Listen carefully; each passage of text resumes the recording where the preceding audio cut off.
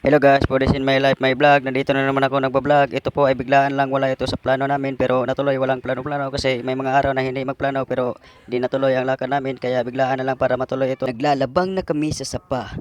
Medyo ang lalim ang dinadaan namin at patuloy lang kaming maglakad. Mabuti na lang ay hindi lumagpas sa ulo namin hanggang makalabang at makarating sa dagat. So ayun guys, nakalabang na rin kami at nagdahan-dahan kami naglakad. Baka may ahas sa paligid. Mabuti na lang ay ligtas kami. So nandito na at nakarating kami. Napakaganda ng view dito.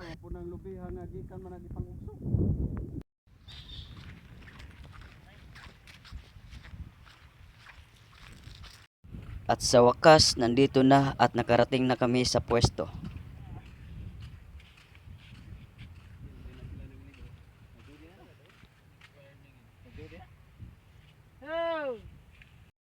Hindi lang tag nokos guys.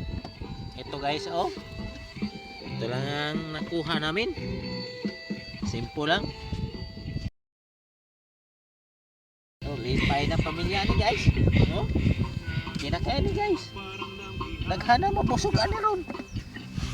Naghana magsabaw. Okay na kayo na